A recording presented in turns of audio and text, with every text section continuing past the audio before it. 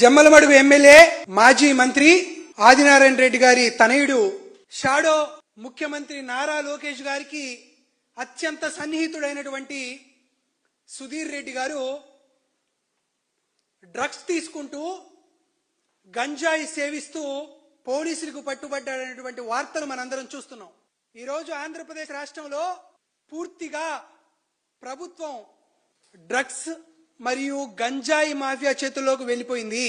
ఎవరైతే డ్రగ్స్ కి వ్యతిరేకంగా పోరాటం చేస్తున్నారో, గంజాయికి వ్యతిరేకంగా పోరాటం చేస్తున్నారో వారి పైన ఆ ముఠాలు తెగబడి ఆ మాఫియా హత్యాకాండ చేసి పెంచలే అనేటువంటి ఒక ఉద్యమకారుని కూడా చంపినటువంటి వైనాన్ని కూడా మనందరం చూసాం.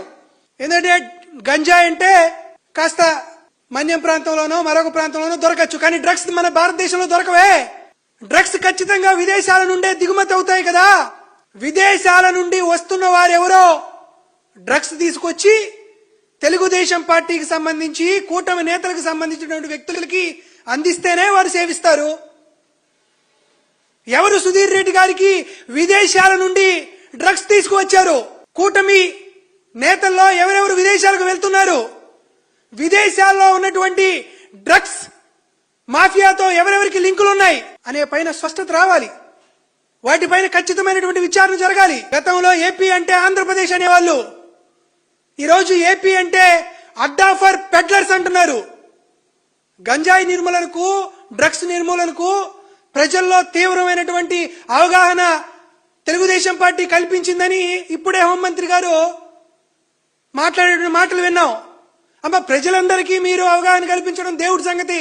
ముందు మీ కూటమి నేతల్లో, కూటమి ఎమ్మెల్యేలో, మాజీ మంత్రులుగా పనిచేసినటువంటి కుటుంబ సభ్యుల్లో విపరీతంగా గంజాయి సేవిస్తూ డ్రగ్స్ తీసుకుంటూ పట్టుబడుతున్నారు. దాని గురించి ఆలోచించండి.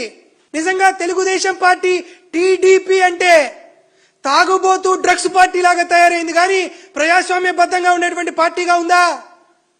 100 రోజుల్లోనే గంజాయి నిర్మూలిస్తాం, డ్రగ్స్ ని ఆపేస్తామని ఉంటే మీరు 100 రోజుల్లోనే డ్రగ్స్ ని సుస్థాపన చేసి డ్రగ్స్ రాజ్యాన్ని స్థాపించినట్టు కూడా తయారవుతుంది. కాబట్టి స్పష్టంగా ఈరోజు కేంద్ర ప్రభుత్వానికి కూడా మా విజ్ఞప్తి ఒకటే చేస్తున్నాం. ఆంధ్రప్రదేశ్ రాష్ట్రానికి డ్రగ్స్ ఎలా వస్తున్నాయనే పైన విచారణ చేయండి.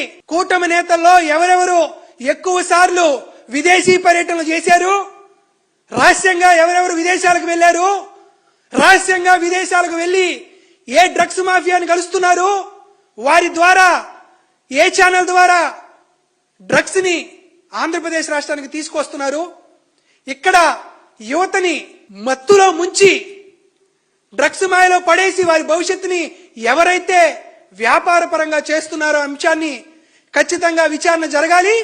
ఆంధ్రప్రదేశ్ రాష్ట్రంలో ఉన్నటువంటి ప్రతి కూటమి ప్రజాప్రతినిధి పైన, వారికి గంజాయి డ్రగ్స్ మాఫియాతో ఉన్నటువంటి లింక్ పైన ఖచ్చితంగా కేంద్ర ప్రభుత్వమో లేకపోతే ఇంటర్పోలో ఎవరో ఒకరు విచారణ చేస్తే గాని ఈ లింకులు, ఈ జంకులు, ఈ డ్రంకులు బయటపడనే విషయాన్ని ప్రజలందరూ అర్థం చేసుకోవాల్సిందిగా కోరుతూ, ఇప్పటికైనా డ్రగ్స్ మాఫియా, గంజాయి మాఫియా నుండి ఆంధ్రప్రదేశ్ రాష్ట్రాన్ని దేవుడు కాపాలని మనస్ఫూర్తిగా కోరుకుంటున్నాను.